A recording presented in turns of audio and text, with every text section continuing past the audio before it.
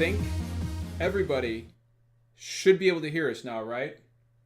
Because we are live again with episode 102.1 of SDGC. Now, hopefully, I cannot look at the chat right now. I have the stream open. It's working. Yep, they say Is it's it working?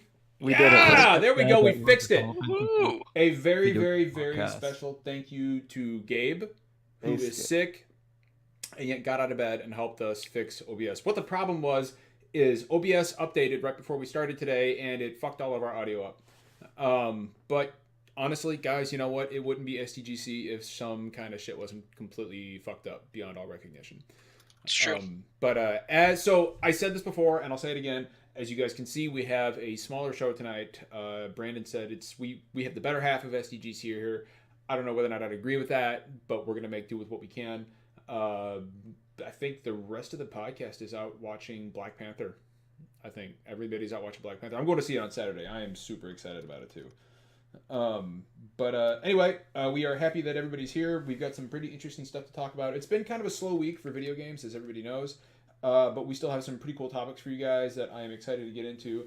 But first, why don't we spend a little bit of time talking about what we've been playing this week? And since we have a smaller cast tonight, we're going to take a little more time. Each of us, I think, we're going to do 5 minutes as opposed to 3, which is good because there's a game I really, really want to talk about. But why don't we start with Zach? Zach, why don't you kick us off and talk about what you've been playing this week? And Jay, I am counting on you to start the timer. Yeah, I can do that. Sure. So mine's pretty brief. I've been throwing a lot of money and time at Ubisoft this week, playing a lot of Rainbow Six Siege and Ghost Recon Wildlands. This week I wrote about Ghost Recon Wildlands' new mode, Ghost Wars, which is a lot of Ghost Recon Advanced Warfighter style 4v4 multiplayer. It's really fun. I encourage a lot of people to go check that out. But other than that, just kind of taking it easy. That went a lot faster than I anticipated, actually. I don't got a lot. Cool. Well, thank you, Zach, for using your 5 seconds You're wisely. You said 5 seconds, right? You said 5 seconds? 5 minutes, my man. 5 minutes. No, that's fine. I've got plenty to talk about. Jay, why don't you go ahead and kick us off? Why don't you go ahead and do it, man? I don't want to take that much longer either. Jesus. It's been a really long week for me.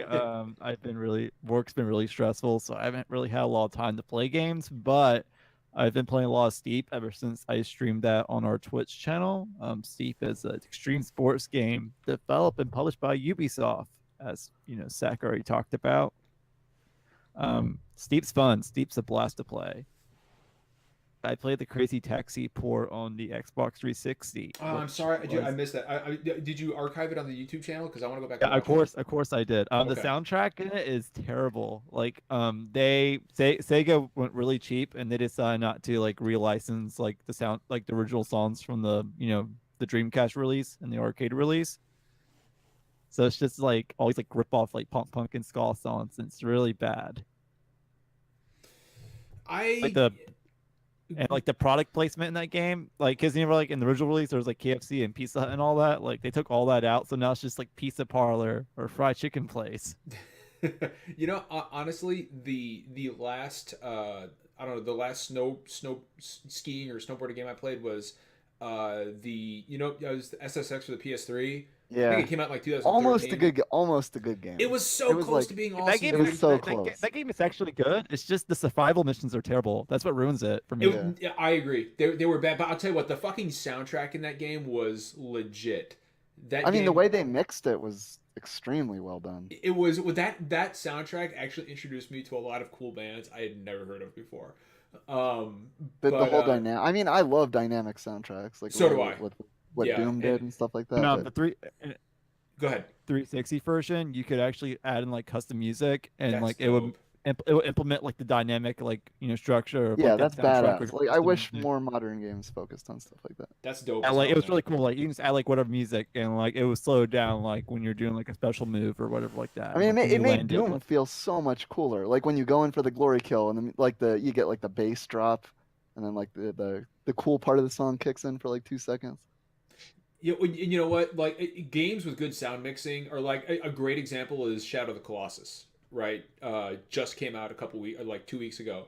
The music, there's this kind of like a morose music as you're approaching this, the Colossus. And Zach, you recently played it, so and Jay, I know you know what I'm talking about. And then as you start climbing, that kind of heavier, more urgent soundtrack kicks in. Starts to swell. Yeah, the music swells, and then what I think is key though is the moment you kill the Colossus, like everything stops, like the music just stops, and you just watch the Colossus fall, and then that mournful music plays as you absorb the power that was inside of the Colossus, and that really hit home for me.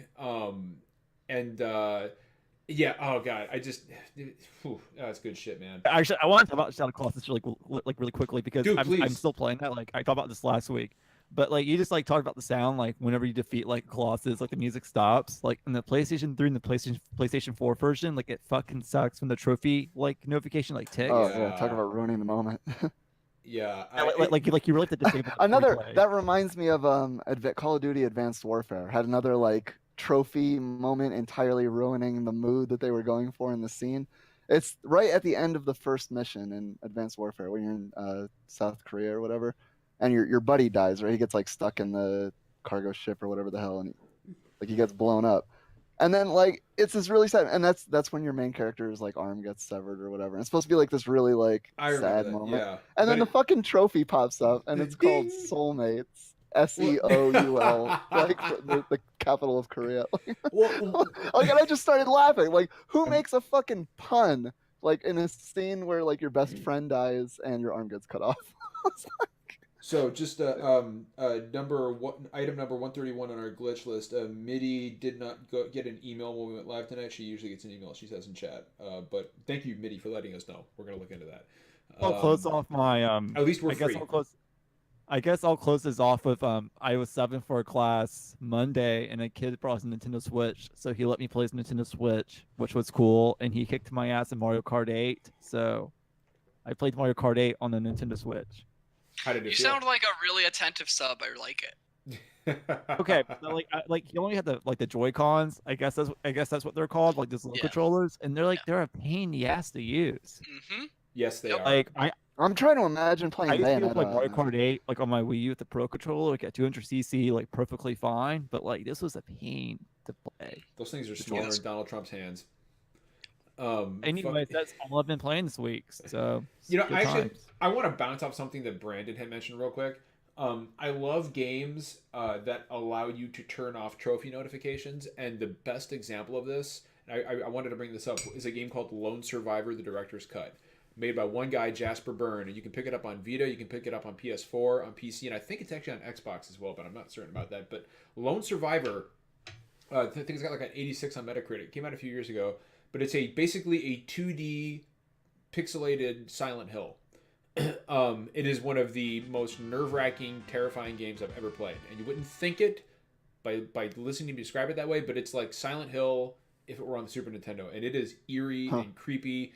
And when you first start the game, it gets you prepared for what it calls the ritual, right? So it tells you to turn all the lights off, get a nice get a nice headset, put it on, and then it gives you the option to disable trophy notifications, to completely immerse you in the game, and so there's nothing that takes you out of that, because there's a lot of moments in that game, a lot of really emotional story beats that happen, and the game actually tells you, look, if you care about being immersed, we give you the option to turn off trophy notification. Go do it. Turn off trophies. Not only is it an incredible game that not enough people played. You should go play it right now if you haven't. Well, after the podcast, don't do it right now.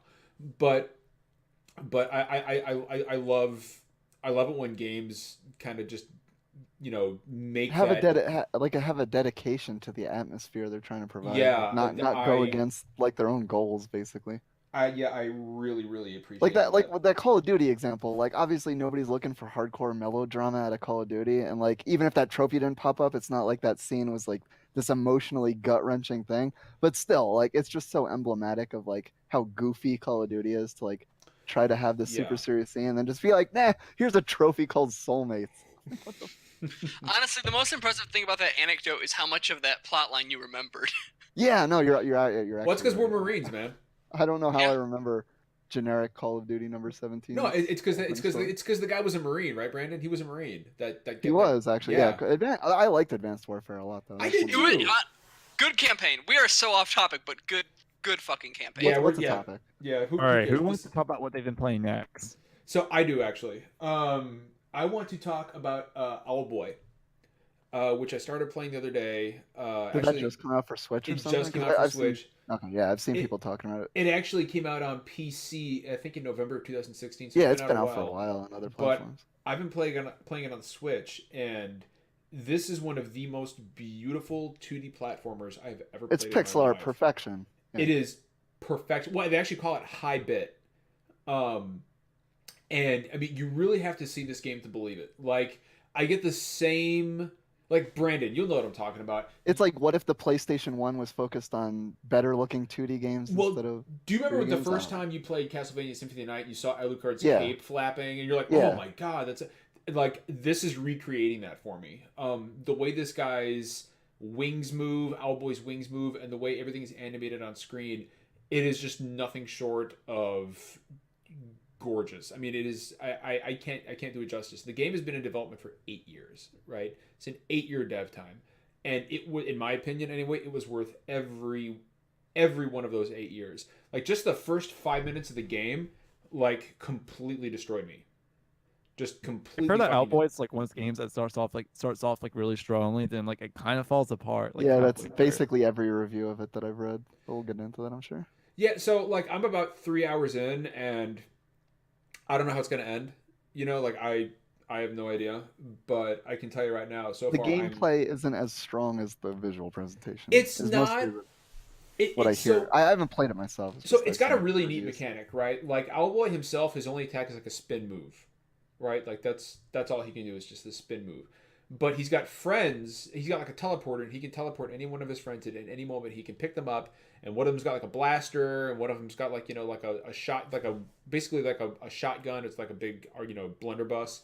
But at any moment you can teleport one of your friends in and start firing. All you got to do is start hitting the fire button. They automatically pop into your claws, and they'll start firing. And you control all their movements. So it's a really cool. It's a really cool take on the Metroidvania genre that I haven't seen before. Now I will say that there are some stealth sections in the game that I don't like. They're not as egregious as, like, for example, like Final Fantasy 2D 15. stealth is rough. Like Final Fantasy 15. As much as I love the game, it had one or two stealth sections that just didn't belong there, right? This isn't as egregious, but I still don't feel like these are by far the weakest portions of the game for me. Thankfully, they're few and far between. And when I say stealth, it's just a matter of like indestructible enemies walking back and forth, and then as you're moving, you just walk behind some crates, and then they walk past, and then you walk. It's not offensively bad, but I also don't feel like it adds anything to the game at all. I feel like if they had left that out, the game just it would. I be mean, it's fine like the Order 1886, like, where that's completely unnecessary. Exactly. Random That's stealth actually a section really- 3 that's quarters actually a into the really game. good comparison. Why is this here? That's actually a really good comparison. But I mean, Owlboy's got some really, really heavy story beats, and heavier than you would expect. And again, it's just such an unbelievably beautiful game. I can't get over how good this game looks. It is gorgeous. And right now, I mean, we're in mid-February, and we've already got two, in my opinion, Game of the Year contenders, and they're both 2D pixelated indie games. And I'm talking about Celeste and Owlboy. A year and a half ago. So what's that? Owlboy came out like a year and a half ago, though. Yeah, but I'm It's just a talking for me. 2017 Yeah, game. for me, like, Yeah. I know what you mean. Yeah, I'm just playing. If you played it for the first time 2018, it's a 2018 Yes. game. Exactly, yeah. But I mean, Celeste and Owlboy both. I mean, and then after I finish tomorrow, obviously I'm going to pick up Bayonetta. The Bayonetta collection on Hell Switch. yeah. I forgot about that. Yeah, that That's comes a out 10 out tomorrow. of 10 game right there, baby. But I've really got my eye on Iconoclasts as well. That game looks fucking amazing. Yet another 2D Metroidvania game. It's on PS4 and PC and I think Xbox. That game is begging for a fucking Switch point. But Iconoclasts also, if you guys haven't seen it, go to YouTube and look up some gameplay videos, because that is a fantastic looking game. Also reviewed very well. But that's what I've got for games I've been playing this week, man. All right, cool. And Brendan, you can start off now. Overwatch and CS:GO deathmatch. That's Yeah, about of it. course. Okay, how's CS:GO been? Have you been Yeah, playing I'm I'm some? I'm insanely good at CS for like not having played it in like seriously in like 10 years. Like I played it off and on, but like I still got it. But I'm only good at aiming. I've completely forgotten like grenade positionings and like basic economy. Like the basic stuff of the game that like usually people pick up on first. I don't know anymore, but like I still have pretty natural aim and recoil management and stuff. Yeah, like there's like an art to like knifing in that game. Yeah, I never did it. I mean, the art to knifing is to like pull out your knife and start like walking around in a circle and hope the other person doesn't just shoot you in the head. You don't, yeah, you don't hit like the left mouse button. You hit like the right mouse You have to, well, button or you something. start knifing the wall, and it makes a noise, so people know Yeah. not to like come around the corner and shoot you. It's an honor thing, you know. It's like yeah, like I know we're like fucking up here, but please just I need like 5 more seconds. What was that? Sorry. Like my wife texted me and she was like, I need to ask you a really quick question. I'm like, what, baby? I'm in the middle of a podcast. Very important. Yeah, I know. Counter-Strike Global Offense talk. Not the PC version though, the console version. Yep, definitely the PS3 version that hasn't been patched since 2012. Yep, that's the good one. Yep. You know, they just Yeah. added that game to backwards compatibility. Well, Did not they really? just. It's actually been there for a while now. Actually, Why would but you yeah, ever? I don't know. You know, I mean, I do remember when they made like a Counter-Strike port for the original Xbox, and it was just like, why does this exist? And apparently, like I have seen on forums, like people that did only like exclusively play the Xbox version and enjoyed it. Like I don't even know how you Sure, could there's like possibly play people Counter-Strike. who like defend the console versions, kind of like people who defend TF2 on like the Xbox. Yikes! I never really got into TF2, but I did play like 80 hours on PC, but never on console. I would imagine wait, it wouldn't be very wait, good. wait, wait. Did you say you didn't really get into it, but you've got 80 hours logged? Yeah, I'm confused about that too. Well, I mean, I have fucking like 1,700 hours in Overwatch, and it's only been Okay, out for 2 okay. years. Yeah, As Brandon, I'm opposed not to, like, gonna lie. Yeah, no, that's a good point, Zach. Like for Brandon, like I mean, 80 hours, I guess, is nothing when you and compare. like I probably put over 2,000 hours into Counter-Strike in high school, like on the Half-Life mod version. Okay, Guys, I just want to point out, apparently we sound pretty good on the stream, which means I probably Yeah. It sounds great to too. me, you know. It sounds great. cool. But so I used hey, to, I used to play TF2. I only have like 50 hours into it, but I only used to play like surfing like servers, so like you like surf on Yeah, I mean, objects. considering TF2 has been out for 10 years, 11 years now almost. Like, there's people who have thousands of hours in that game. 80's Oh, nothing. sure. Easily. All right, so As I Red think that's Neptonic said.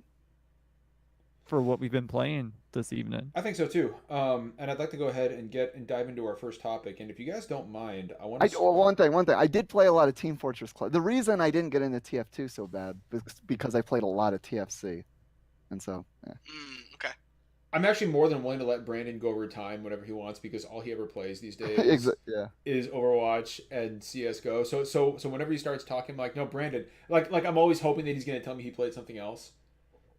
I've been wanting to play something else, but there's actually nothing that I care about coming out right now that I haven't like already played. Like I love Bayonetta 2, but like I already played it. I Yeah, but beat if you had a Bayonetta 1 Switch, four if you had a times. Switch, you'd pick that shit up again. I would. Yeah. Yeah. It's a 10, like I said, it's a 10 out of 10 game. So I want to start off with talking about Kingdom Come Deliverance. More specifically, boycotting a game because of a single individual's belief structure. And I thought about different ways to approach this topic because it's something that has been in the gaming press quite a bit this week. It's been, obviously the game released this week, and from what I heard, it's fine. It's extremely glitchy and bug ridden from what I've heard. I saw this. Oh, I saw this video. One of my friends posted on Twitter today. It was a clip of he shoots a guard with his bow, I think, and he's like across like a little gap, and the guard like jump kicks him from like 50 feet away. It looks fucking hilarious. I'll have to link the clip. I actually saw a glitch. I actually saw a glitch where he's the guy he snuck up behind a guard. He broke his neck, and there was like another guard who's 10 feet away staring at him the whole time. And the guy falls down dead, and the guard walks ahead. He's like, "Is someone there?" And I'm like, Oh yeah, I saw that too. What the fuck just happened?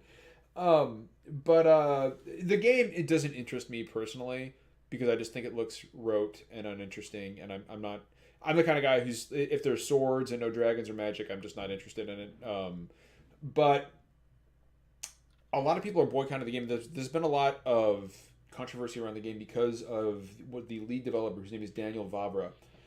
And the reason people are upset with him is because he has made some very xenophobic, bigoted, and what some would say racist statements on social media. He's a very, very huge Gamergate supporter.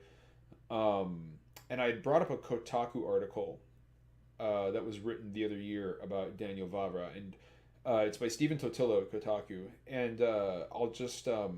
he did an interview with Daniel Vavra, and I'll read a little excerpt here.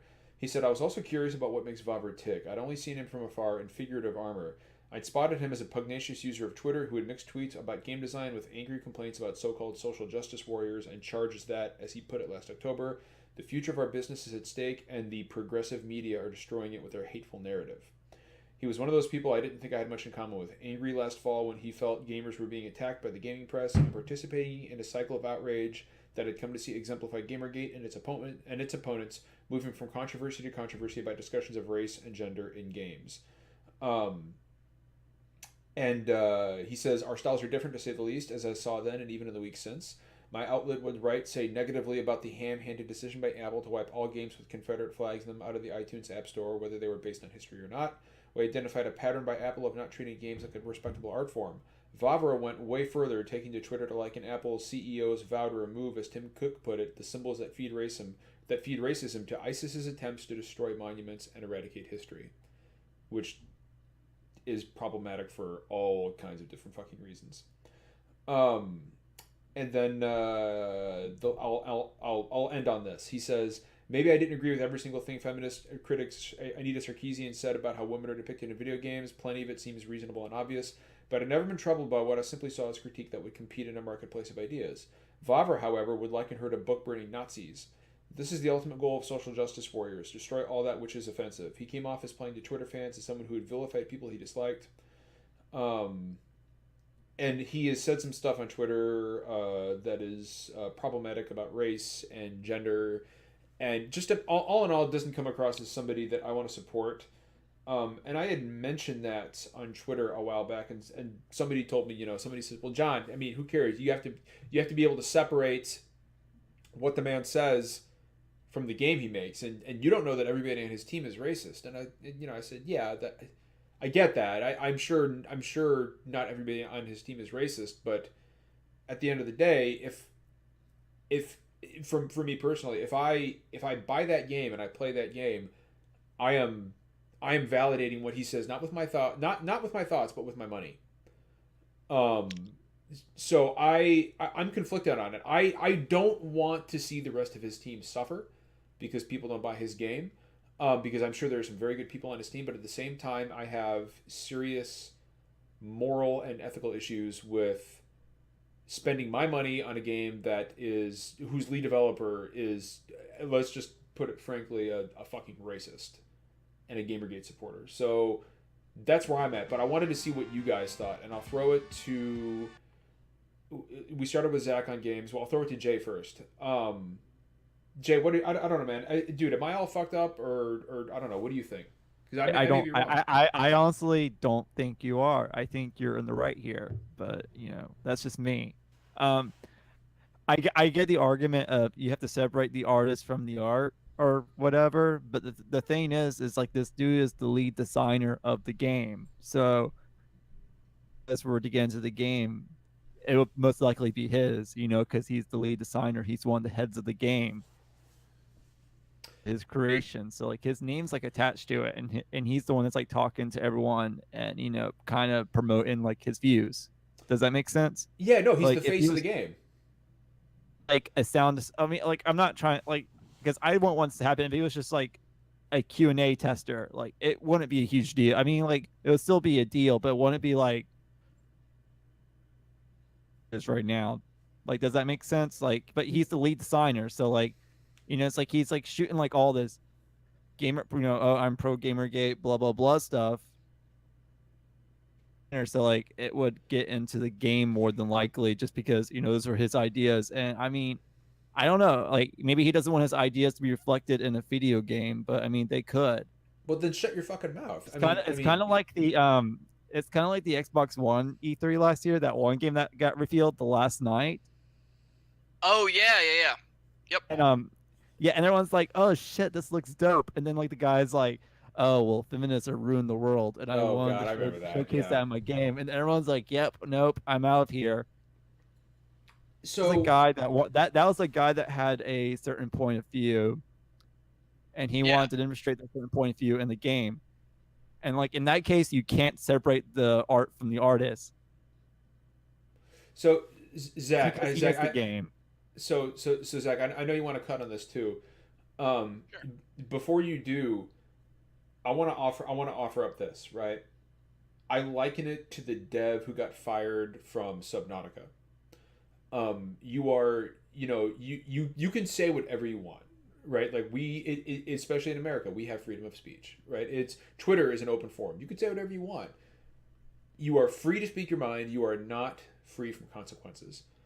Um, and you can be fired if you are a subordinate of somebody at a company and you say something that is racist or bigoted. They are within their rights to fire you for that. If you're in charge of a product or a project like Kingdom Come and you say something racist or bigoted, I'm within my rights not to spend my money on it. And I've had past experience with this, and it made me feel really dirty. But I want to go to Zach real quick before I go any further. Zach, I know you've got something to cut on this as well. Yeah, definitely. And we've had some discussions both in the SDGC Discord this week about this. So if you're not there, please ask one of us, and we'll gladly invite you because we have a lot of good talks about this sort of stuff. But some of the things we talked about were this idea of the challenges that come with separating the artist from his or her work, right? And so one of the things that we talked about was this isn't like I don't like libertarian beliefs, therefore I won't play a libertarian's game, right? His statements are so much more inflammatory than that. That I think people avoiding the game because of his views are totally justified. And somebody in our chat pointed out, and I totally understand their viewpoint, is that in a size studio like this, does authorship really belong to a single person? And I would say not entirely, but when you're at the top of the studio and one of your subordinates says, "Hey, I've got an idea, let's throw in this depiction of women or this depiction of people of color," and he's like, no, and he has a degree of decisions that maybe some subordinates maybe don't. But more importantly, I want to touch on something that Maddie said earlier in our chat, which was that oh god, I'm just blanking on it, but I just had the notes pulled up. Why don't you go to Brandon really quick, and I want to pull up Maddie's point. Yeah, go he ahead. wanted to make a point of saying something. Sorry about that, guys. No, dude, you're good. Brandon, what do you think about this, man? I mean, I've never been one to like not buy a game because of the beliefs of others, but like it's it's all within everyone's rights to buy the game Absolutely. or not. Like Yeah. I wouldn't judge anybody for not buying it or buying it. It's just like if you it's everyone's own beliefs. If you personally believe that your money would be contributing towards oppressive beliefs, then by all means, yeah, don't buy the game. Well, But for me personally, like I bought Hatred just because I wanted to see if it was like how bad Yeah. it was. Like I don't care. Like that's just me. Like I'll spend Well, see, money. here's the thing, Brandon, and like I want to clarify this to everybody in chat and everybody who may watch this. I don't think buying Kingdom Come Deliverance makes you a racist at all. No. Full Yeah, stop. no. That's ridiculous. I don't think that one bit. I have friends, good friends, who bought Kingdom Come and they're enjoying I mean, it. maybe like you just want to play a good like. And you just want to play. You just want to play. game. You just want to have fun and play a good game. Yeah. That buying the game does not make you racist in the least bit. I think the argument's more or less is like, is it wrong to support someone financially who has views such as those? Not about the product itself. I mean, I don't, because you're not supporting just that one guy. You're supporting the whole team, and like you can't punish the whole team for the actions of one, I guess. Because like that was the thing in the Marines, right? Like one guy fucks up and everyone gets punished, and I've never agreed with that ever in my entire life. So, Like it's a product that comes from many different influences, and yeah, like he is the creative director, right? Like he is the guy that oversees everything. But I mean, still, like games are made by massive teams, and it's come from all different beliefs. And... Well, like it would be a much more difficult decision for me if I was remotely interested in the game, which I'm not. Like, I'm genuinely just not interested in the game. But I was interested in The Vanishing of Ethan Carter, right? Yeah, Vanishing of Ethan sure. Carter. Adrian Kimarez has some interesting opinions. He's got some really interesting opinions, And like Nate, like I love Bulletstorm, I love Painkiller, Yep. and so like I've supported his games very much so in the past. So have I. And I picked up Bulletstorm as well. yeah, Yeah. but I don't agree with basically anything he Fucking says. anything he says. Yeah. And I had somebody tell me, and I was dead set, and I didn't know too much about the man when I picked up Bulletstorm, and then I started looking at what he said on Twitter. Yeah, I mean, I didn't even find out his views until I didn't even know who he was until 2-3. Like I was playing Painkiller like 13 years ago without even knowing who he was. Yeah, well, and then you look at his Twitter feed and you're like, oh Jesus Christ, like holy fuck! Did you Like, find the notes? I did, and I'm sorry to pivot right there. And No, kind no, of no, go ahead, go ahead. I can finish. The last thing I want to do is speak for people from the show and then misquote them. But one of the things that Maddie brought up was that this guy who has said these inflammatory things has also talked about or has hid behind the guise of, well, our game is historically accurate. And what does it mean for someone who has these beliefs? What is historically accurate to them, right? As I think a lot of people who enjoy our content know, people like Colin Moriarty in the last year have created a lot of history content, and of course they come from the lens of Colin Moriarty's background. And you don't necessarily want to be taking history lessons from someone who seems to have extremist beliefs. And I think Maddie's point with that is true. Is like, if this game is trying to tell you something that's history, but it's coming from a slanted perspective, how authentic is it really? Or does that risk losing some of that authenticity? And I think that's a good point that he made. Similarly, Jeff, who's also out tonight, made a really good point earlier, saying that like there shouldn't ever be fast and loose rules for, do we support content from one creator who's bigoted if the other team members don't share those viewpoints, and he doesn't think that you should always operate like that. And I am inclined to agree with that. This obviously ties back to the Quantic Dream stuff with David Cage.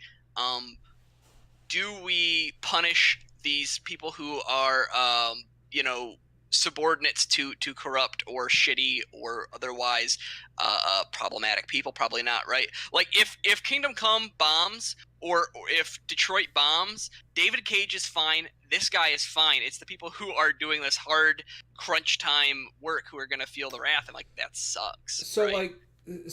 so one or two things here. Then I want to pass it to Jay. I do want to push back just a bit on Colin Moriarty is an extremist. I don't think he's an extremist in the sense that like Ian Miles Chong is an extremist, or like Adrian Clamars is an extremist. I just think he's an asshole. Perhaps my wording was perhaps strong. I just mean in particular, if you say the things he said last year about women, I would call that bad. I agree with but extremist is strong, and thanks for correcting me. You're right. I agree with you. No, I wasn't correcting you. That's just my personal opinion. But sure. But I liken it to like I guess the reason I feel so strongly about this is somebody said, John, regardless of your opinion on Adrian Clamars, you need to play The Vanishing of Ethan Carter because it's a fantastic game. And I was like, fine, fuck it, I will. So I did, and he was right. It's a fantastic fucking game. I felt dirty after I played it, but I was like, I can't take anything away from it, man. Like that was a great fucking game I just played. But something just didn't sit well with me after I finished it. So I said I'm not going to play another one of his games.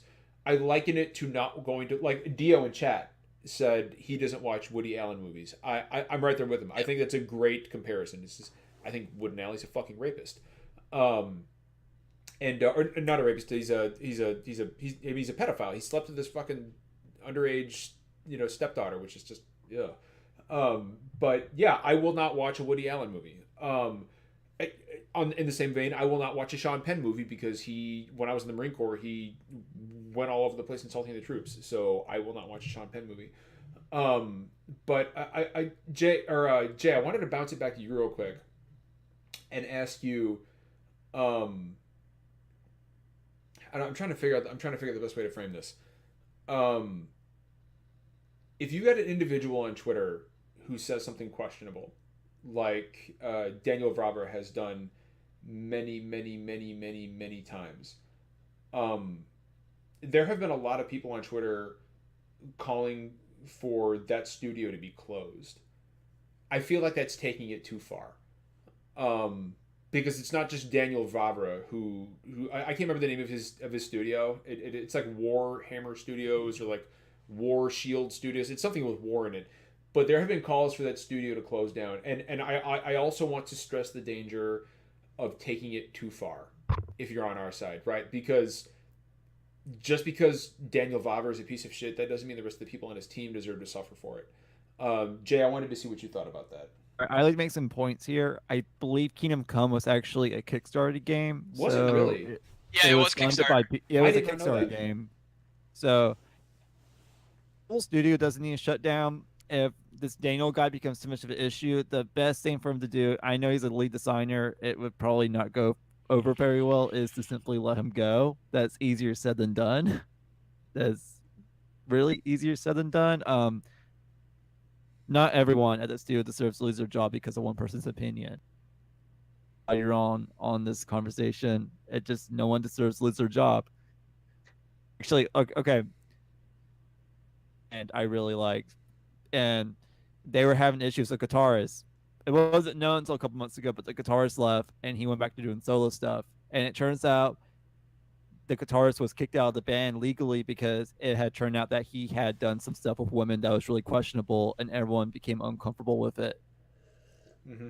Had to legally let him go, like, with lawyers and whatnot, because nobody wanted to work with him. Found someone to replace him, and they moved on. It's like, if there's that one person if there's that one person on your team that's affecting the team that much of like what they're doing in their personal life, that like it affects the whole team, then yeah, like you need to let them go. But if if you're keeping them around like for like financial purposes because like they're like the face of the studio, then like maybe you need to like get your priorities straight. So I don't know how this is going to end. I don't know how the game is going to sell. My impression is that it's selling just okay, because at the end of the day, it just comes across. I get the impression it's just a completely mediocre game. Like, it's fine. There's nothing offensively bad about it except for maybe the bugs, but there's nothing incredibly good about it either. I've seen people saying some pretty good stuff about it. Yeah, I've heard good things too, and like it seems like the biggest thing. Like, look, people talking about his perspective is honestly kind of like I think that we are in a bubble of people who are maybe more aware of it, and so we're hearing more of it. I don't think it's talked about that much. Mitty pointed out it's sold I think 500,000 copies now, which is pretty good for this time of year, and it's not a huge game, and it's been in Kickstarter hell for a number of years. I mean, I remember when it was just a tech demo and all you could do is like walk around really pretty environments. And it was like that for a while, for a few years. Like, here's the thing. Go ahead, Jay. Go ahead. I was thinking about this more. It's like the studio felt so wrong against him. I know someone has said in the chat like they quietly told him like he had to quiet down like on his like viewpoints on a lot of matters. If his viewpoints were if like it became that huge of an issue, like I'm sure the studio would for now. I'm trying to think of the best way to word this. To them, like it, like him being like pro Gamergate, even though he's like the lead designer on probably like their biggest game ever, isn't that huge of an issue? Then if that's concerning to you, then like maybe you shouldn't support the game. But like if I don't know, I don't know the best way to put that. Well, so like here's the thing, right? Like I hope the game does well. Like, I don't want his team to suffer because he's an asshole. At the don't same either. Like, and maybe this is a contradiction, but at the same time, I'm not going to support it with my money. Yeah. But I mean, you don't even think the game is that interesting in the first place. So yeah, that's a thing for me, right? It's like I wouldn't buy it even if he was a saint. I wouldn't buy it anyway because it just doesn't interest me. But I don't want the game to fail. I don't want the game to underperform. But you do want him to be held accountable for his his actions, his words. Yes, I do absolutely. And And yeah, so I don't know. That's how I feel about it. Does anybody else have anything they want to cut on this before we move on? Sometimes you have to vote with your wallet. I agree completely. That's a great way to put it, dude. Like it sucks. Like it really sucks, but sometimes you have to. I mean, all you can do is just inform other people of what his opinions are, so they can make their own decision for themselves. Yeah, and like the last thing that any of us want to do, I think I can speak for everyone, is like shame people for buying it. Like, look, you can be like, yeah, what this guy said sucks, and still buy the game, and like that's totally acceptable and fine. Like, this is an individual thing, and if you, even if you find what he said abhorrent, it's totally acceptable. Yeah, to play go buy the game. game. If you want to buy the game, go buy the game. It's a fucking video game, and you know what? As far as I have seen, as far as I have heard, there is no racist content in the game. There is no bigoted, xenophobic content in the game. Yeah. Go buy the fucking game. Yeah. If it works for you, it works for me. I don't care. It certainly doesn't make you a racist. Zach, I'm glad you pointed that out. I don't want anybody to think that any of us are suggesting that you're a racist for buying Kingdom Come. You're not. But you know what? There's actually something that I wanted to mention that people have been saying in chat. Red Neptonic in chat says I'm shaming people for buying it because it looks like a jank fest. But there's something else I wanted to mention, and it's not quite part of our topic list per se, but I do think it's worth mentioning, is the fact that a lot of people are pissed off at Rare for microtransactions in Sea of Thieves. Which, and it kind of all culminated with a video that Jim Sterling did. I don't know if you guys actually watched the video or not, but he raked them over the coals for something that I, quite frankly, find to be inoffensive, and compared to what else is out I there. can't. Maybe I'm getting old. I can't possibly buy into all the outrage over loot boxes. Yeah, I can't find the energy to care exactly about fucking loot boxes. Like, I've been through so much shit in the video game industry. Like, who didn't see this coming from fucking Horse Armor 10 years ago? Oh like, yeah, well, we buy them. That's this why was they're all there. in. All this shit was in the cards, and like the opportunity to stop loot boxes is not now. It was 10 years ago. Like, the time is past. Loot boxes are here, and it's here because the groundwork for them was embraced by the gaming community for way longer than they've existed. Yep.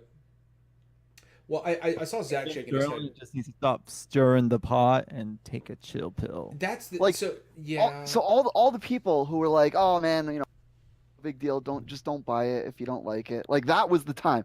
That was the time to put your foot down and say, like, no, like $5 for fucking Horse Armor is gouging the shit out of us. But no, that didn't happen. People bought Horse Armor left and fucking right. People Bethesda bought Horse made Armor fucking for days. insane amounts of money off of a bullshit item, and here we are 10 years later where people are bitching about loot boxes, and it's fucking too late. Yep. Well, like this isn't even loot boxes. Like, this is for those who are familiar with it. This isn't Overwatch style loot boxes. This is Titanfall 2 style microtransactions, in which which is like less bad. Like, you're like, I see this item that looks good to me. I don't want any of this extra crap, and you pay for what you like. And like that is the look. Development is more expensive than ever, and prices have not gone up. They need to make money in other avenues. Microtransactions are a way to do it. This is clearly the least heinous option, right? Like I'm somebody who doesn't even have a big issue with Halo 5's microtransaction loot boxes, but a lot of people do. But like, this is so much better than that. This is, you pay for what you want. It's nothing. It's purely cosmetic. I think what I saw were pets and then some customization items. Yeah, it's pets and like a few minor customization items. And I think they said they're not rolling it out until 3 months after launch. So I watched, June, July. I watched his video, and then I went and I was like, man, he's really unhappy. And so I went and I looked, because I know nothing about Sea of Thieves. And so I went and I looked at what the microtransactions actually were, and I was like, that's it? Like, that's what he was so upset about? Like, that's it? Because he says in the video, he says, I am not cutting Rare any slack. And I'm like, but I mean, this is nothing. Like, look at fucking Battlefront. Like, look at, I mean, this is nothing. Like, this is a big fucking...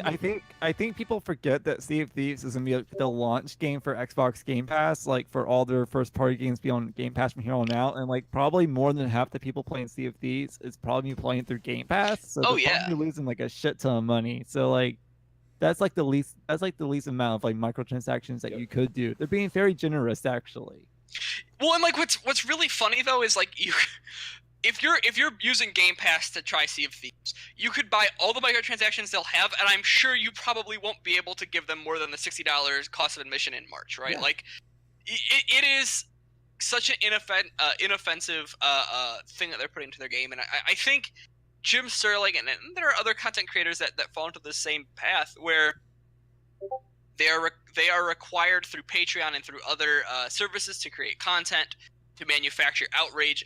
I think that Rare, especially now, is not a tremendously popular developer. It's easy to tease them. I've been known to do it myself. And I think the risk of lambasting this small, or well, not even small, they're a big team, but not a lot of prestige on the team these days. It is a safe target. And I think I think it's a lot of manufactured outrage. So, and I think Jim Sterling is kind of known for that. So I wanted to point out something that somebody said in chat, but I also wanted to give a special shout out to Steve Blomkamp, who's in chat. Our boy Steve. Dude, we appreciate you, and thank you for tweeting out you wearing that Saki shirt. You are truly blessed. Saki blesses you. I designed that shirt, actually. You did, actually. You did a damn fine job with it, too. I think it was Jesse. Yeah, Jesse said something very astute in chat. He said, and I was having this very discussion with an industry friend of mine who I won't name in DMs just today. He said, Sterling is internet outrage come to life. That is, and you know what? I used to really like Jim's content. I really did, and I still think he's a smart guy who knows video games. He knows the people who play them. He knows a lot, and he's very knowledgeable. He's very smart. He can talk intelligently about games in a way that a lot of people can't, and he's a very, very good presenter. He's very good at speaking. I feel like he is bought into his own bullshit at this point, and he does this because his Patreon supporters expect him to at this point. You know, like I feel like I'm not even sure he really believes what he's saying anymore, which is kind of sad and cynical. But I wanted to move on. I don't want to get too deep in the weeds of that, but I saw people mentioning it in chat, and apparently, yeah, there are people on forums saying Rare needs to close. Come on, stop the fucking hyperbole. That's ridiculous. One of our other topics tonight was Spyro. Can I lay out the whole question? Please go ahead. Not just about the Spyro trilogy being like hinted at, which will probably come out. I hope to God they don't fuck up Spyro 2. But this is my question that I presented to the group. The Spyro trilogy and the PS4 one-year deal, is Sony playing it safe by bringing back old mascots with remasters rather than establish new ones? You know what? If you're gonna bring back a fucking mascot, bring back Blasto. None of you motherfuckers have ever heard of Blasto. No. You're so old. You Blasto fucking... was the Phil Hartman game. Yeah, dude. Thank you, my man, that, yeah. Brandon. I don't feel so old anymore. Brandon knows Blasto. Well, I'm right there with you, dude. I'm 32. Brandon Blasto. So what do you guys think about like Sony like bringing back like their old mascots? You know, they know they're gonna sell because of nostalgia and whatnot, and are they though? Having it like exclusively on Spyro gonna PlayStation sell? for a year. I don't think Spyro's gonna sell. I don't. Spyro has a pretty big fandom. He had a big fandom, but no, for like the first 3 games, he like has a big fandom. So here's my thing, and I'll be brief. No, go ahead. I am a lot younger than a lot of people here. I also never owned a PlayStation before a PlayStation 4, so I don't have a lot of the nostalgia. But the one thing I remember with Crash is that a lot of people were asking for Crash, and that's kind of how it got started. I haven't heard a similar love for Spyro at the same scale. I'm not saying there aren't fans out there. There obviously are. But I haven't heard the same clamoring like I did for Crash before. When those franchises were at their peak relevancy, I felt like they were kind of on equal footing. So I never, like, at the time, I never felt like Crash Bandicoot was more popular than Spyro or the other way around. But I think in recent time, like, the nostalgia for Crash is much stronger, for sure. Yeah, I think those games are just more beloved, and they really shouldn't be, because newsflash, the Crash games were not good. And I think Crash is terrible. Yeah, they don't hold up. I don't know how anyone enjoys it. I thought they actually butchered the remasters, but that's just... I didn't play the remaster. I haven't played the remasters, and I don't intend to. Apparently they're coming to Switch, by the way, the Crash remasters. Why not? But you know, like for Spyro, like here's the thing. I feel I would have I think Crash is a special case, right? Like I don't feel like outside of Crash, I don't feel like mascots are incredibly viable outside if your name isn't Nintendo anymore, because obviously fucking Mario, Zelda. But Oh, it's a different kind of mascot. yeah, honestly, but I I mean think. Spyro, Like people still like iconic characters. I mean, but it's not just Spyro though. Like they're bringing back Sir Daniel Fortescue, Medieval. They're doing a Medieval. Oh yeah, that guy. I remember Medieval. Yeah, Medieval. Bring back like you said the other day. Bring back Paparazzi. What was that? Paparazzi, the Clockwork Knight. Yeah, dude, bring back Clockwork Knight. I mean, if we're gonna talk about fucking mascots to bring back Tomba. It was Jay who said Tomba, right? Yeah, it was I who said Tomba, because Tomba 1 and 2 are expensive to buy for the PlayStation 1 now. And they weren't bad, dude. Tomba wasn't a bad game. I don't care what anybody says. Klonoa was good. Oh, dude, oh, Sly Cooper. You know what? If you're gonna bring back a fucking mascot, bring back Sly Cooper. I just find it funny that like Sony's like done remasters of like older games. They've like in the past, like Ratchet and Clank, like the first one, they got that remastered. They've gotten the Crash Trilogy remastered, and they're probably getting Spiral Trilogy remastered, and like the Ratchet and Clank and the Crash ones like sold very well. And like the only like hint we've seen of Sony trying to establish a new mascot this gen is fucking Knack. Yeah, honestly, Knack is the face of PlayStation. Knack is the face of PlayStation 4. That is unbelievable. Like that's so I don't know. Like back in the so I don't know. Like you've got Gex, you've got Spyro, Blasto. What were some of the other fucking mascots back in the day for PlayStation? Croc. I mean, Lara Croft was one.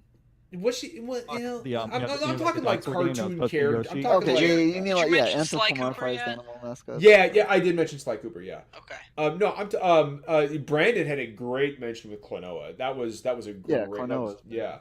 Sounds like Tiger. a venereal disease. We've even had it does, doesn't it? Bumble.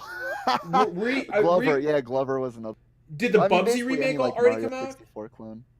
Did the Bubsy remake already come out? Bubsy, that already came out, right? I don't think so. No? Yes, It came out last Bubsy, year. Yeah. Bubsy came out and it tanked immediately. Of course it did, because it's fucking Bubsy. One of the best games of Fucking the year Bubsy. last year. I don't know They what the tried fuck to you're bank talking about. on like the anti-fans, and that didn't go well for them. Did you guys see? So, Wout, the hashtagonist, you guys know him as, is in chat. He says, "What kind of not safe for work stream is this? Bunch of beautiful dudes talking video games is way too steamy for Twitch."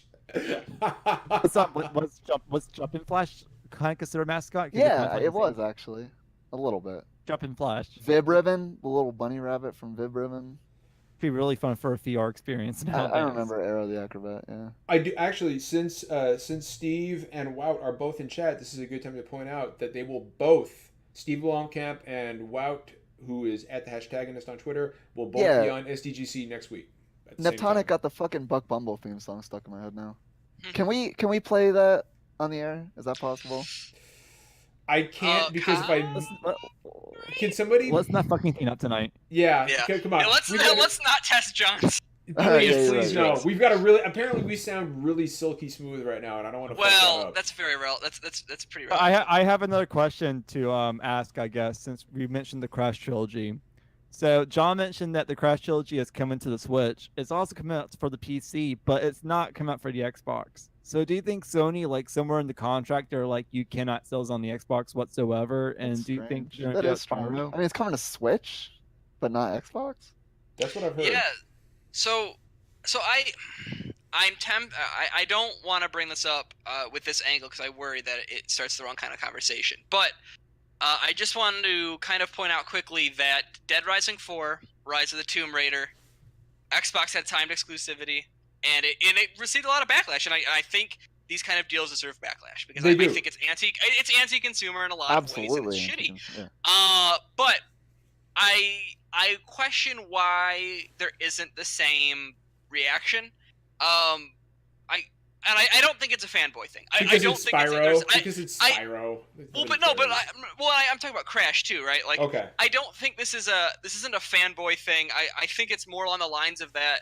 Look, the vast majority of consumers and critics and writers are playing on PS4, and so they notice when they don't have access to Tomb Raider, or they notice when they don't have access to Dead Rising. But if your main console, or most likely your main console, gets the game first, you don't really notice, and so you don't complain about it. But I just think that in general, I'm disappointed to not see people be more critical of these deals, regardless of who's doing them, because it's just shitty. Hey, Sucks. Hey, Zach, look down at Jay's corner right there. Jay's corner. Look down at his little square there. He doesn't need the remaster, man. Yeah, he's got the version He's ready right to there. He's roll. got the cam on for it. So I own all the original Crash games on my PlayStation still, and like I played those after I played the remasters, and like they really fucked it up somehow. Like I can't explain how they fucked it up, but like the movement seems really wrong. So like part of me is really excited for a Spiral Trilogy because I would just love to like play them again, in HD. But like at the same time, I'm just like they're going to fuck it up. By the way, Jay, leave your camera on. Like you look all mysterious, and like the orange light is very soothing. Like I find the effect very calming. Oh, you turned it off. Damn it. But no, I'm gonna agree with Zach. Like I have said many times in this podcast, I feel that third-party exclusivity, timed exclusivity, or permanent is extremely anti-consumer. I will never support it, especially in cases like Destiny. It's just so fucking egregious. But yeah, whatever. It's Spyro. And so I'm like, who cares? Because I never got into Spyro. I feel like there are far better, if you're going to bring back a mascot, like look at Ratchet and Clank, right? Like they remade Ratchet and Clank from the ground up, and I would consider Ratchet and Clank a mascot.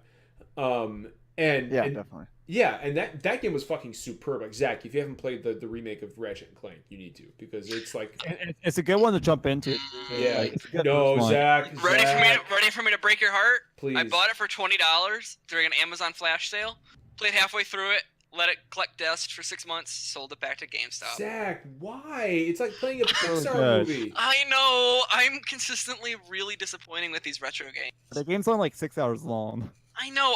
I got to like this weird asteroid level, and I just stopped. I'm really disappointing about it. I know. I beat it. It was good. I know. No, like it's not like I'm like it's. Pardon? It was fun for $20. Like it's yeah. Like I wouldn't spend. This isn't like Zach has superior taste and I get something that you don't. No. This is. I don't know. My tastes are bad. That's what I'll chalk it up to. My taste is bad. I just like we get it. Like you're just waiting for the Battlefield platformer game to come out where you play Sir shoot a lot and you. If it doesn't have guns, I don't want it. And like I hate myself for that being halfway true. So I want to address. Oh, you know what? So you guys mentioned Lara Croft, right? And okay, yeah, I'll buy into the fact that Lara Croft was a mascot at one point for PlayStation. I'll buy into that. Because you could argue that Nathan Drake is a mascot as well. Like, even though he's not the kind of mascot that you think of traditionally, he is a mascot for the brand. So somebody in chat, I think it was Jesse, he said, I wonder if we're going to have to wait for E3 to see Shadow of the Tomb Raider. And then, where is it? Somebody said, somebody asked if... put on ice for that Avengers game. Did it get put on ice for the Avengers game? It probably did, because Deus Ex got put on ice. Do you think it also tanked the last one? Big time. What, talking about the last Tomb Raider?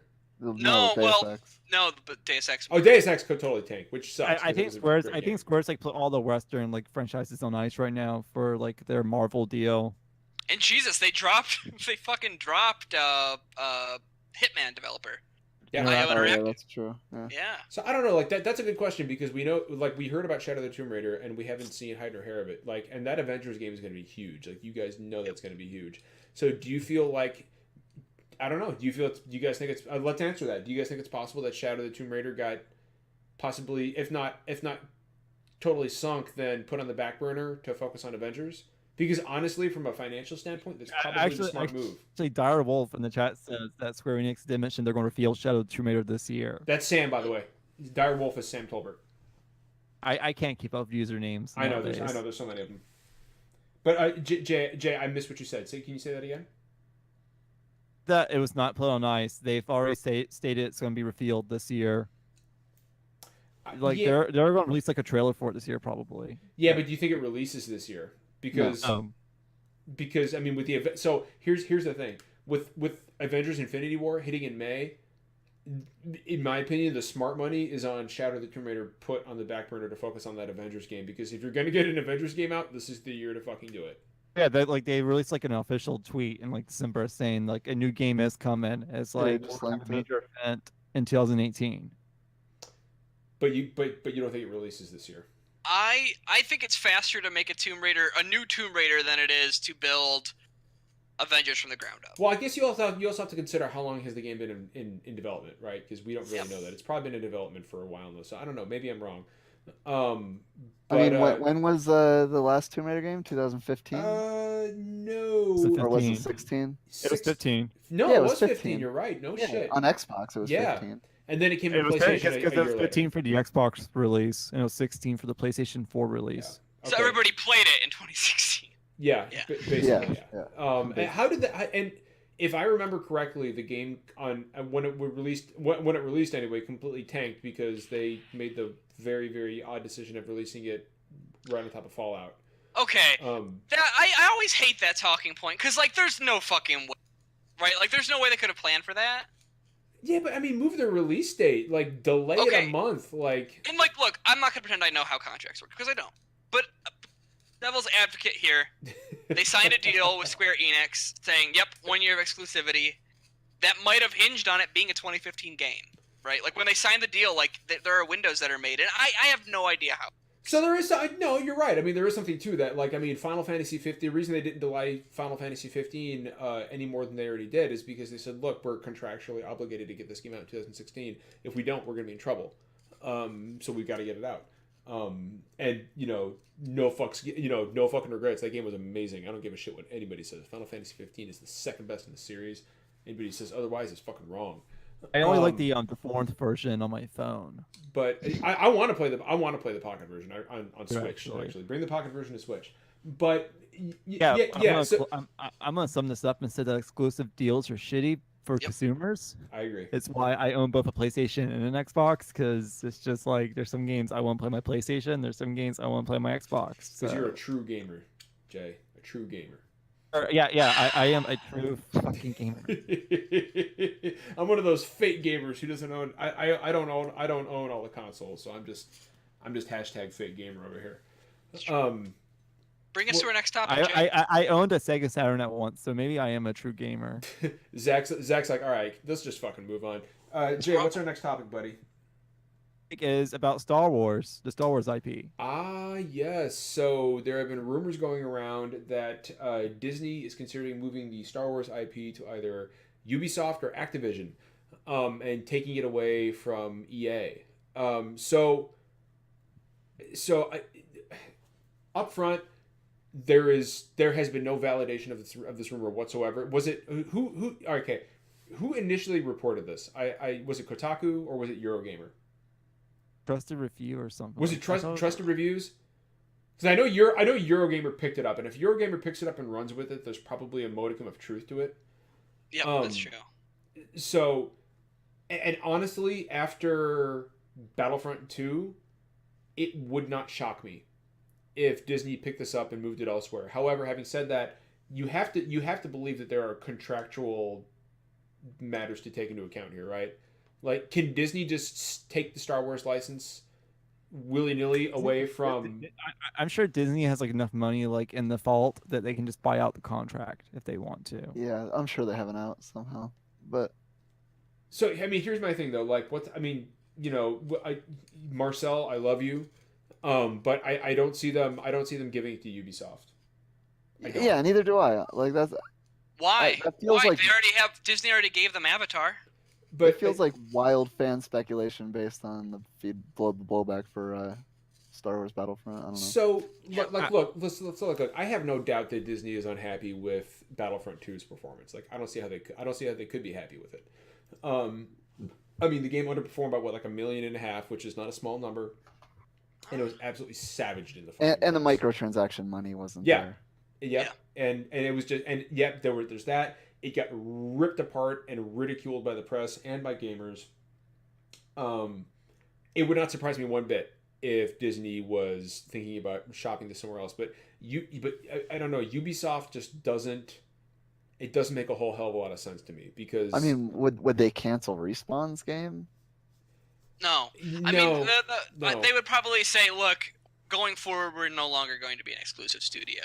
Yeah. I would like to point out in the chat that Sam mentioned that the license is guaranteed until 2021. Yep. Yep. And just building off what Jay is saying there, I'm looking right now, and I don't see any sources like Eurogamer talking about this. I'm seeing places like Screen Rant, Comic Book, and then a couple other smaller sites I haven't heard of. Okay, I could have sworn sites Eurogamer that get their sources from random Twitter posts. Yeah, I'm skeptical. Okay. But I think it's an interesting idea. I don't necessarily think that we're going to see this. I've said it before. I don't think any studio having exclusive rights to a franchise is good. You know, I actually have some interest in like a Ubisoft formula open world Star Wars game. Like that actually doesn't sound terrible. I mean, there's something to be said for that. I would like to play Star Dogs as well. Star. I mean, but like no shit though. Like I would play a Star Wars skinned Division. I mean, I would play a Star Wars skin Destiny. I mean, like that formula works. I want, you know what? I still want I want that Boba Fett bounty hunter game that was rumored. Like the old PS2 bounty hunter game. Yeah, like except not terrible. Except not terrible. But Star Wars bounty hunter was Jango Fett was bad. But yeah, it was Jango what was it? What was that studio? 1313 Studios. Oh no, the game was Star Wars 1313 or something. Yeah, Star Wars 1313. Yeah, I'm sorry. Yeah, it was just Lucas. Yeah. I don't know what the fuck. Yeah, sorry, I'm tired. But that sounded fun, and you know we saw screenshots and artwork, and that sounded and looked fucking dope. And then of course you had Amy Hennig's game, which was canceled. Which is just God, poor Amy Hennig. She has had a rough few years. Has it been a decade since she shipped a game? Something like that. Yeah, the last game she shipped was Uncharted 3. Uncharted 3. So you're looking at not a decade. 2011, I think. No, it's 2011. Yeah, you're right. Yeah. So, yeah, Jesus. It's been a long time. You know, a couple people have mentioned in chat about contracts and then you've got Sam who mentioned that EA has the license till 2021. So. Just like I surmised earlier, I'm sure there are, contractual obligations to be had. Having said that, Disney has more money than God, and I'm not sure they give a shit about any of that.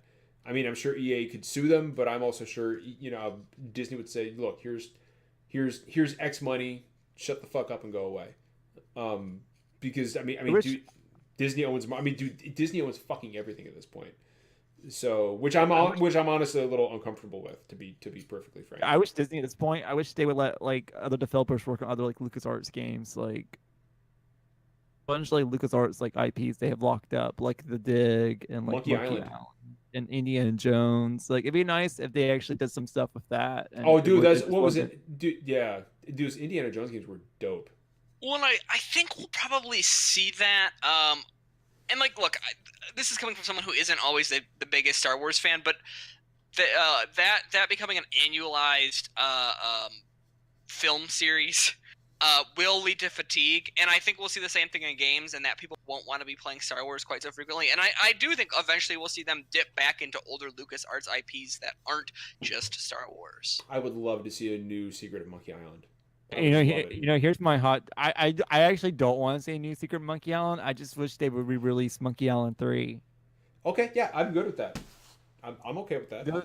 Those two like remasters they did of 1 and 2 are excellent, and like having like being able to like buy them like anywhere at this point is great. But Monkey Island 3, like you can't buy it like anywhere. God, the Monkey Island games were some of the fucking best adventure games ever. Like, oh god, they're so good. Yeah, like I don't know. It's such a shame they bought like all those LucasArts IPs and they've been locked up for so long. They're not doing anything with them. Don't even get me started down that, man. We'll be. So here's the closing question for this topic. Okay. If Disney moved the Star Wars IP to a publisher, what publisher would you like for it to be at? Honestly, Square Enix.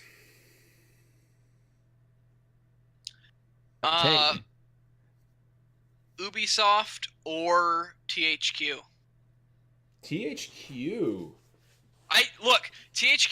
Are they THQ North? Is that their? It's THQ Nordic now, I think. Nordic. Okay. Yeah. So THQ Nordic. So the reason I'd say that is because they take a lot of risks this past couple of years. They're doing a lot of acquisitions, but they're also taking risks, and I think that's what Star Wars needs is more risks. So, Jay, do you mind if I explain my Square Enix idea real quick? Yeah, you can. I have problems with Nier Automata, but imagine taking that moment to moment sword based gameplay and just turning it into a fucking lightsaber. I feel like Square Enix, or you know what, you know what? I have two choices: either Square Enix or Platinum. I don't even give a fuck. Platinum Games, make a game about fucking Jedi and give it to Hideki Kamiya. Make that shit. And then he can tell our viewers they don't understand it when they. Which is fine. You know what? If he makes Metal Gear Rising Star Wars, I'm okay with it. Imagine that shit. Brandon, what publisher or developer would you like to see Star Wars with if it ever gets moved? There's no good choice anymore. Honestly, I don't even think anyone has as good of a shot at the series as anyone else at this point. I think. Because I can't even remember the last time I played a really good Star Wars game. So I just it's just not even been like a video game franchise. Super Star Wars. No. Actually, dude, I don't care what anybody says. The first The Force Unleashed was dope. Yep. I did not like that. It wasn't bad. It was like a 7 out of 10 to me. I played it and forgot about it. But that's Star Wars overall. Dude, I mean, I played some. Really that's zest. Ooh, there's too much zest here. Like fucking the Jedi Knight series back in the day was incredible. Those were dope. Yeah, Jedi Academy. Yeah, I mean the fucking the space battle ones, X-wing and. Oh, dude, Rogue Squadron was my jam. Rogue Squadron. Like there were tons of classic Star Wars games. Super Star Wars the was Empire amazing. was not one of them, but. But I'll say, dude, don't forget Masters of Terras Kasi. Yeah, that was also not one of them. That was one of the worst games I've ever played in my life. Garbage ass. Masters of Terras Kasi was so bad. Fuck now, Masters of. I was gonna say something.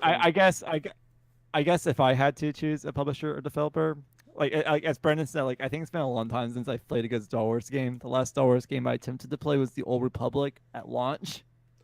Ooh, and that game is 15 years old now.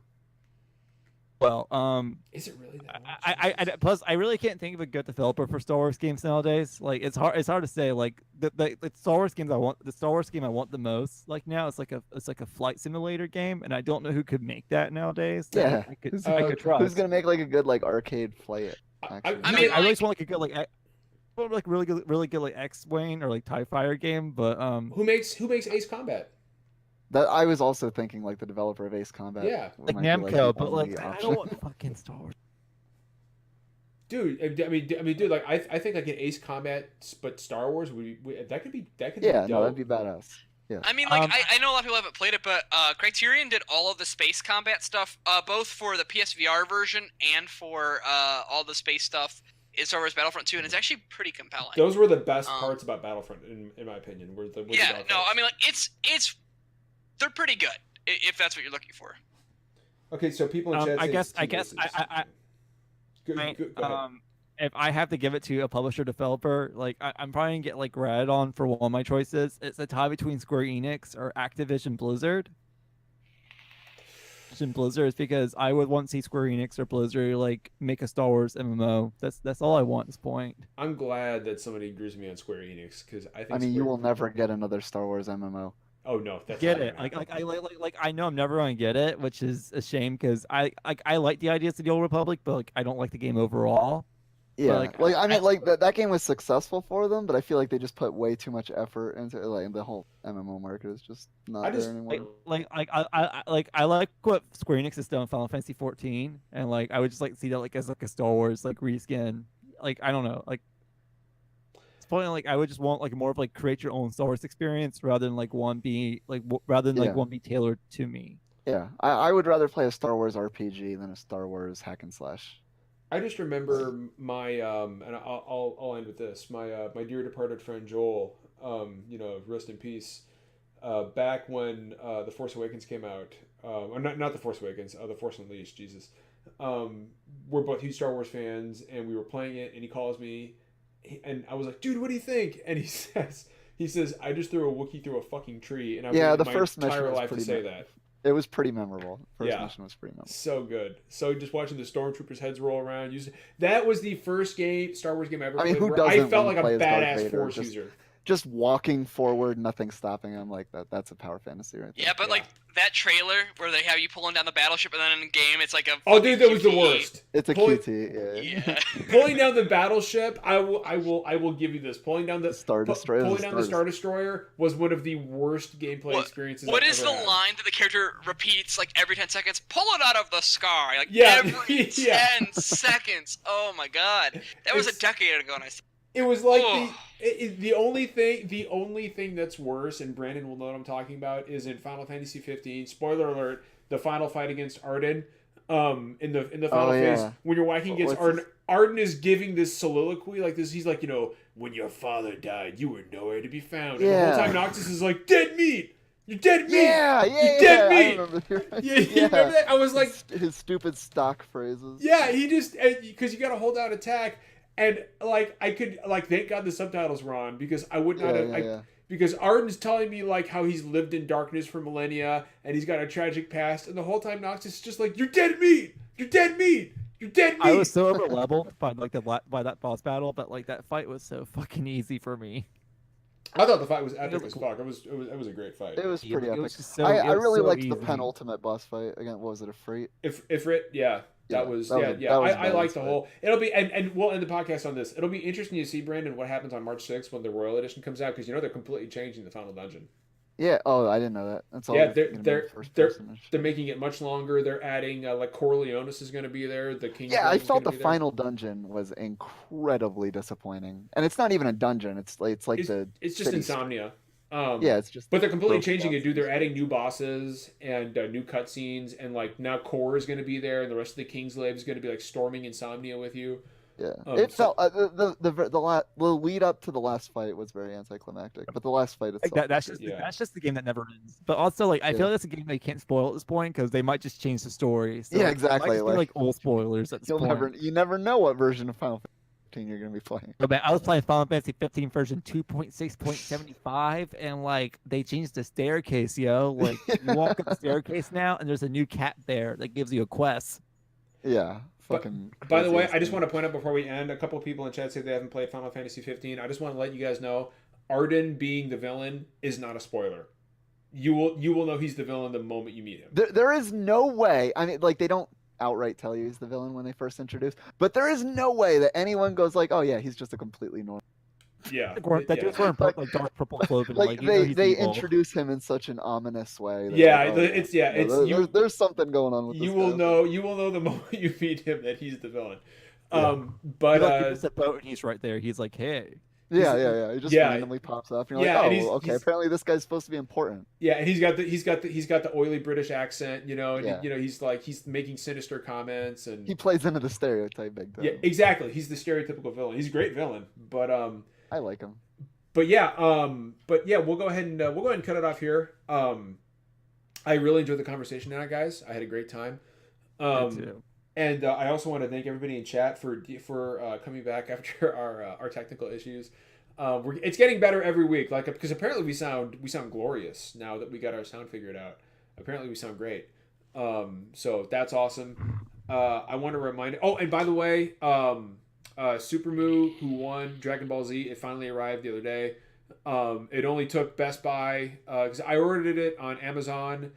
And Amazon, like 2 days later, like, nope, sorry, we're out. So we canceled your order. And so I had to order from Best Buy, and it got delayed twice. And then he got it, and the fucking case was half broken from Best Buy. Yeah, but hey, you know what? The game works, and that's all he cares about. So great. Please enjoy it. We'll be doing another giveaway very soon. So please be on the lookout for that. And do not forget, next week on SDGC, we have our good friend Steve Blomkamp.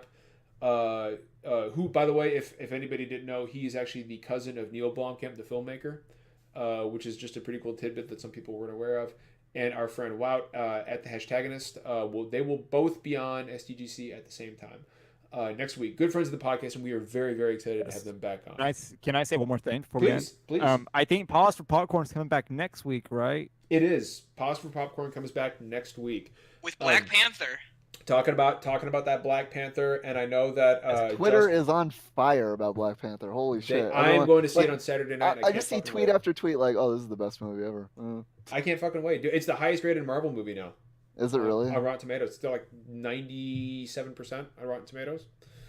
Yeah, so Jeff is going to have a rotating cast on Pause for Popcorn, and that's the first episode of that is going to drop next week. So we really hope you guys, as Square Enix would say, please be excited, because it's gonna be dope. And Ridge Racer. Ridge Racer, and of course we've got PAX East coming up very quickly. A bunch of us are going to be there. I can go ahead and announce for the first time that I am going to be helping Susan Arndt with Game Show Night at PAX East, which is going to be very cool. I might even have some hosting duties, so please be excited for that. And of course, there are some panels which I still can't talk about. Them, but I'm looking forward to the day where I can. But anyway, does anybody have anything else before we drop? Oh, go see Black Panther this weekend if you have the time or money. It seems cool. It seems like a good superhero movie. Not only does it seem awesome, but if you see it this weekend, you can come into it not having to worry about spoilers when Pause for Popcorn drops next week. That's the real reason. Also, apparently, Get Out is showing for free on President's Day. That's what Jordan Peele tweeted last night. Yes. At AMC theaters, yeah, if there's one near you. So Get Out if is you have fucking AMC theater near you on President's Day, go see Get Out. We're just shilling now. It's great. We rock, but you know what? I don't give a shit because Get Out is one of the best thrillers I've ever seen. And Daniel Kaluuya is actually in Black Panther as well. Oh, okay. Yep. He plays Black Panther's best friend, actually. But anyway, we'll go ahead and we'll get out of here. Leukemia in chat says don't sleep on Knack 2. I will. I'll sleep all day on Knack 2. No offense. But anyway, we appreciate you guys joining us and putting up with our sound issues. Now that we get them fixed, we should not have them next week. Fingers crossed, knock on wood. But as always, it's not always poetry and we don't always agree, but we keep it real. So until next week, please be good to each other and keep on gaming. We will see you guys later.